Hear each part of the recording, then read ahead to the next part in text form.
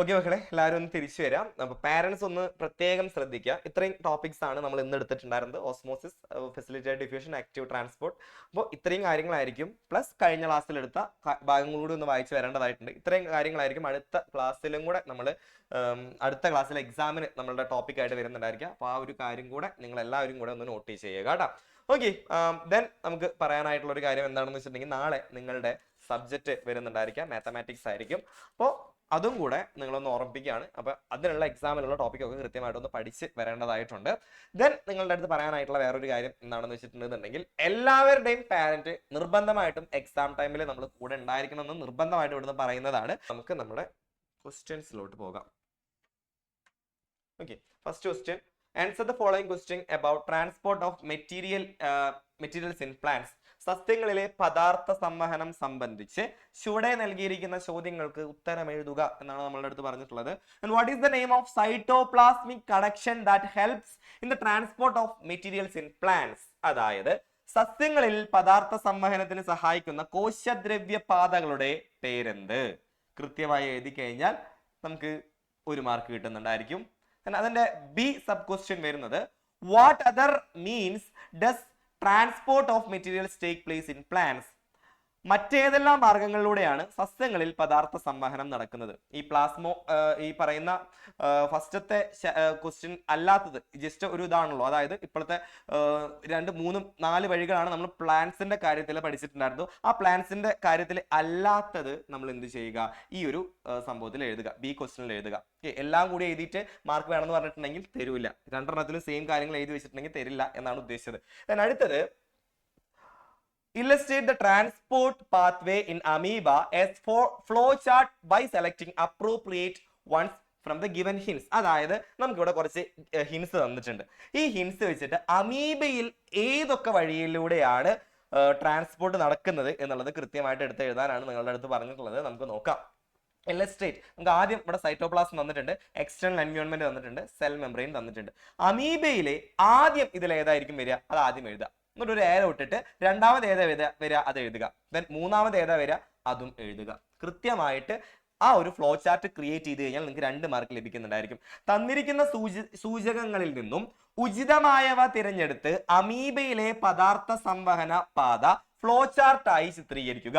സൂചന: കോശദ്രവ്യം, ബാഹ്യ പരിസരം, എക്സ്ട്രാ സെല്ലുലാർ ദ്രവം, കോശസ്തരം. 2 കോശസ്തരം വന്നിട്ടുണ്ടോ? Cell membrane, external environment, cytoplasm. അത്രയേ ഉള്ളൂ. അതായത് കോശദ്രവ്യം, ബാഹ്യ പരിസരം, അതേപോലെ തന്നെ സെൽ മെംബ്രെയിൻ. എക്സ്ട്രാ സെല്ലുലാർ ദ്രവം ഇല്ല കേട്ടോ, മലയാളത്തിനകത്ത് അതില്ല, എക്സ്ട്രാ കയറി വന്നതാണ്. ഈ 3 കാര്യങ്ങൾ എങ്ങനെയാണെന്നുള്ളത് കൃത്യമായിട്ടൊന്ന് എഴുതാം. കോശദ്രവ്യം, ബാഹ്യ പരിസരം, കോശസ്തരം, എക്സ്ട്രാ സെല്ലുലാർ ദ്രവം ഇല്ല. ഇതിലെ കറക്റ്റ് ആയിട്ട് നിങ്ങൾ എന്ത് ചെയ്യുക? ഒന്നാമത് ഏത് വരും, രണ്ടാമത് ഏത് വരും, മൂന്നാമത് ഏത് വരും എന്ന് കൃത്യമായിട്ട് എഴുതുക. 2 മാർക്ക് ലഭിക്കുന്നുണ്ടായിരിക്കും. ദെൻ മൂന്നാമത്തെ ചോദ്യം എന്ന് പറയുന്നത്, how does the internal environment differ in animals and plants. അതായത് പ്ലാന്റ്സിന്റെയും ആനിമൽസിന്റെയും ഇന്റേണൽ എൻവയോൺമെന്റ്, ഉള്ളിലത്തെ എൻവയോൺമെന്റ് എങ്ങനെയാണ് വ്യത്യാസപ്പെട്ടിരിക്കുന്നത്? അത് ഒന്നാമത്തെ ചോദ്യത്തിൽ എഴുതുക. ദെൻ വാട്ട് ഈസ് ഹോമിയോസ്റ്റാസിസ്, എന്താണ് സമസ്ഥിതി പാലനം എന്നുള്ളത് കൃത്യമായിട്ട് എഴുതുക. ഓരോന്നിനും ഓരോ മാർക്ക് വീതം 2 മാർക്കാണ് നമുക്ക് ലഭിക്കുന്നുണ്ടായിരിക്കാം. ദെൻ അടുത്തത് 4ാമത്തെ ചോദ്യമാണ്, why cell membrane is also known as plasma membrane.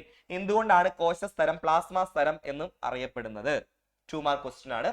Then the synthesis of the glucose is an example of which type of metabolism. Glucose നിർമ്മാണം ഏത് തരത്തിലുള്ള മെറ്റബോളിസത്തിന്റെ ഉദാഹരണമാണ്? 1 മാർക്ക് ക്വസ്റ്റ്യൻ ആണ്. ടോട്ടൽ 10 മാർക്കിലായിരിക്കും നമുക്ക് ചോദ്യം വരുന്നുണ്ടായിരിക്കുക. So guys, all the best. Science ബാച്ചിന്റെ ഡെമോ ക്ലാസ് വരുന്നുണ്ട്, 22-ാം തീയതിയാണ് വരുന്നുണ്ടായിരിക്കാം. സോ നിങ്ങളുടെ പരിചയത്തിലുള്ള നിങ്ങളുടെ ചേട്ടന്മാർക്ക്, അതായത് 10ാം ക്ലാസ് ഇപ്പൊ കഴിഞ്ഞ് നിൽക്കുന്ന ചേട്ടന്മാർക്കോ ചേച്ചിമാർക്കോ ഒക്കെ ഈ ഒരു പോസ്റ്റർ ഒന്ന് ഷെയർ ചെയ്യാം. അവരോട് പറയാം ഡെമോ ക്ലാസ് ഉണ്ടായിരിക്കും, ഫ്രീ ഡെമോ ക്ലാസ് ആയിരിക്കും അല്ലേ? ഫ്രീ ഡെമോ ക്ലാസ് ആയിരിക്കും, അത് നിർബന്ധമായിട്ടൊന്ന് അറ്റൻഡ് ചെയ്യാനായിട്ട് പറയാം. നാളത്തെ ക്ലാസ് മാത്സ് ആയിരിക്കും എന്നുള്ളത് ഒരു തവണ കൂടെ നിങ്ങൾ ഓർമ്മിപ്പിക്കുകയാണ് കേട്ടോ. അപ്പോൾ നമുക്ക് ആൻസർ ചെക്ക് ചെയ്ത് തുടങ്ങാം. സൈറ്റോപ്ലാസ്മിക് കണക്ഷൻ എന്ന് പറയുന്നത് ഏതായിരുന്നു? പ്ലാസ്മോഡെസ്മേറ്റ. 1 മാർക്ക്. പ്ലാസ്മോഡെസ്മേറ്റ എന്ന് എഴുതി കഴിഞ്ഞാൽ 1 മാർക്ക്. ദെൻ പ്ലാസ്മോഡെസ്മേറ്റ അല്ലാത്ത വേറെ 2 വഴികൾ എഴുതി കഴിഞ്ഞാൽ, ടോട്ടൽ 3 വഴികൾ ഉണ്ടായിരിക്കും. അപ്പോൾ അതിനകത്ത് ഏതെങ്കിലും 2 വഴികൾ എഴുതി കഴിഞ്ഞാൽ അതിന് നമുക്ക് 2 മാർക്ക് കൊടുക്കാം. ത്രൂ സെൽ വോൾ ഒരെണ്ണം, ത്രൂ എക്സ്ട്രാ സെല്ലുലാർ സ്പേസ് രണ്ടാമത്തെ, from one cell to another through plasma membrane മൂന്നെണ്ണം. ഈ മൂന്നെണ്ണത്തിൽ ഏതെങ്കിലും ഒരെണ്ണം എഴുതുക കേട്ടോ. കോശഭിത്തി വഴി 1, കോശങ്ങൾക്കിടയിലുള്ള സ്ഥലത്തിലൂടെ 2, ഒരു കോശത്തിൽ നിന്ന് മറ്റൊന്നിലേക്ക് പ്ലാസ്മ സ്ഥലത്തിലൂടെ 3. Cell wall, extra cellular space, plasma membrane. കോശഭിത്തി, കോശങ്ങൾക്കിടയിലുള്ള സ്ഥലം, പ്ലാസ്മ സ്ഥലം. ഈ മൂന്നെണ്ണത്തിൽ ഏതെങ്കിലും 2 എണ്ണം എഴുതി കഴിഞ്ഞാൽ 2 മാർക്ക് കൊടുക്കാം ബി ക്വസ്റ്റ്യന്.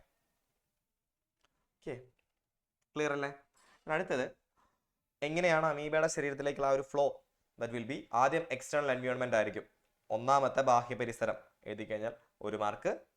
അടുത്ത രണ്ടാമത്തെ സെൽ മെംബ്രെയിൻ എഴുതി കഴിഞ്ഞാൽ external environment, cell membrane, cytoplasm. ബാഹ്യ പരിസരം, കോശസ്തരം, കോശദ്രവ്യം. ഓക്കെ, ഇങ്ങനെ കറക്റ്റ് ആയിട്ട് അറേഞ്ച് ചെയ്ത് കഴിഞ്ഞാൽ 2 മാർക്ക് കൊടുക്കുക കേട്ടോ.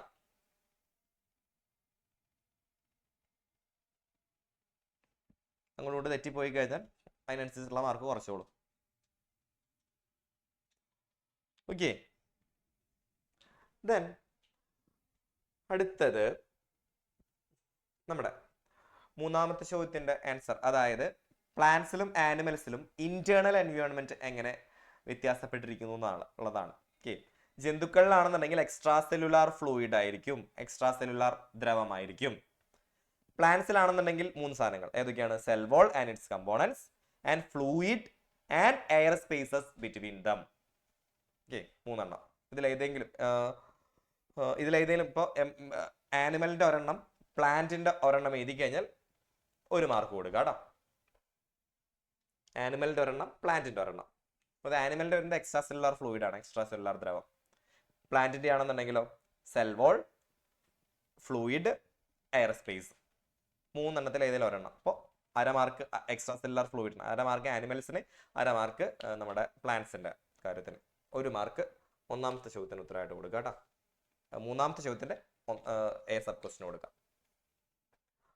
ദെൻ ബി, ഹോമിയോസ്റ്റാസിസ് എന്താണെന്നുള്ളതാണ്. Keeping the composition of the internal environment constant is called homeostasis. ആന്തര പരിസ്ഥിതിയുടെ ഘടന സ്ഥിരമായി നിലനിർത്തുന്നതിനെയാണ് സമസ്ഥിതി പാലനം എന്ന് പറയുന്നത്. 1 മാർക്ക്. സോ മൂന്നാമത്തെ ചോദ്യത്തിന് 2 മാർക്കായിരിക്കും നമുക്ക് ലഭിക്കുന്നുണ്ടായിരിക്കുക. ക്ലിയർ ആണോ? ക്ലിയർ ആണെങ്കിൽ ഉഷാറൊന്ന് കഴിച്ച് കാണിച്ചേ. Okay, then moving on to 4th question. എന്തുകൊണ്ടാണ് why cell membrane is also known as plasma membrane എന്നുള്ളൊരു ചോദ്യമായിരുന്നു. Cell membrane is also called plasma membrane or plasmalemma because plasma is the another term for cytoplasm. So the plasma membrane is the membrane surrounding the plasma. കോശ സ്തരത്തെ plasma സ്തരം അല്ലെങ്കിൽ plasma lemma എന്നും വിളിക്കുന്നു. Plasma എന്നത് plasma സൈറ്റോപ്ലാസത്തിന്റെ മറ്റൊരു പദമാണ്. അതിനാൽ പ്ലാസ്മയ്ക്ക് ചുറ്റുമുള്ള സ്ഥലത്തെയാണ് plasma സ്തരം എന്ന് വിളിക്കുന്നത്. Then synthesis of glucose എന്ന് പറയുന്നത് എന്തിന് ഉദാഹരണമായിരുന്നു? It's kind of anabolism. ഏത് തരം മെറ്റാബോളിസം എന്നാണ് നമ്മളുടെ അടുത്ത് ചോദിച്ചിട്ടുള്ളത്. So correct answer will be anabolism. So നിങ്ങൾ എന്ത് ചെയ്യുക, നിങ്ങളുടെ മാർക്ക് പേജിന്റെ ടോപ്പിൽ എഴുതിയിട്ട് അമീബയുടെ ക്വസ്റ്റിനകത്ത് സാർ ടെക്സ്റ്റ് ബുക്കിനകത്ത് സെൽ മെംബ്രെയിൻ ത്രൂ സൈറ്റോപ്ലാസം എന്ന് മാത്രമേ ഉള്ളൂ അല്ലോ, എക്സ്റ്റേണൽ എൻവയോൺമെന്റ് ഇല്ലല്ലോ എന്നുള്ള ചോദ്യമായിട്ട് കുറച്ച് പേര് വന്നിട്ടുണ്ടായിരുന്നു. എടാ, നമ്മളുടെ അടുത്ത് ആ ഒരു ചാപ്റ്ററിന്റെ ആ ഒരു ടോപ്പിക്ക് തന്നെ heading how the substances from the external environment. Heading കണ്ടോ? ഹെഡിങ്ങിൽ എന്തായിരിക്കും? How the substances from the external environment. External എൻവയോൺമെന്റിൽ നിന്ന് എങ്ങനെയാണ് നമ്മുടെ അമീബയുടെ ശരീരത്തിനകത്തേക്ക് എത്തുന്നത് എന്നുള്ളതാണ്. അപ്പൊ തുടക്കം ഏതായിരിക്കും? എക്സ്റ്റേണൽ എൻവയോൺമെന്റ് ആയിരിക്കും. എക്സ്റ്റേണൽ എൻവയോൺമെന്റിൽ നിന്ന് സെൽ മെംബ്രെയിനിലോട്ട് പോകും, സൈറ്റോപ്ലാസ്റ്റിലോട്ട് പോകും. നിങ്ങൾ എല്ലാം ഈ പറയുന്ന സ്പൂൺ ഫീഡ് ചെയ്യുന്ന പോലെ നിങ്ങൾ ചെയ്യരുത്. ഇത് നമ്മുടെ എക്സാമിന് വന്നിട്ടുള്ള ഒരു ക്വസ്റ്റ്യൻ ആണ്. അതായത് എക്സാം പാറ്റേൺ ഉള്ളതായിരിക്കും. അതായത് എക്സ്റ്റേണൽ എൻവയോൺമെന്റിൽ നിന്നാണ് ആ ഒരു സാധനം വരിക എന്നുള്ളത് ഓൾറെഡി അണ്ടർസ്റ്റുഡ് ആയിട്ടുള്ള ഒരു കാര്യമാണ്.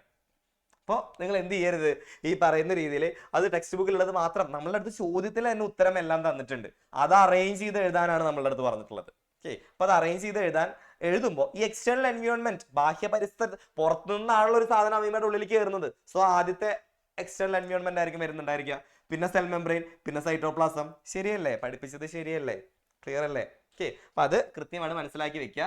എല്ലാം ടെക്സ്റ്റ് ബുക്കിലുള്ള അതേപോലെ നമ്മളൊരു തരി പോലും പുറമേക്ക് ചിന്തിക്കരുത് എന്ന് പറഞ്ഞിട്ടുണ്ടെങ്കിൽ 9ാം ക്ലാസ്സിൽ നടക്കുന്ന കാര്യമല്ല മക്കളെ. അതായത് 9ാം ക്ലാസ്സിൽ കുറച്ചും കൂടെ അപ്ലിക്കേഷൻ ലെവലിലുള്ള ചോദ്യങ്ങൾ നിങ്ങൾ ആൻസർ ചെയ്യണം എന്നുള്ളൊരു ഉദ്ദേശത്തോടുകൂടിയിട്ടാണ് സാറ് ഇത്തരത്തിലുള്ള ചോദ്യങ്ങൾ കൂടെ ഇതിനകത്ത് ഇൻക്ലൂഡ് ചെയ്തത്.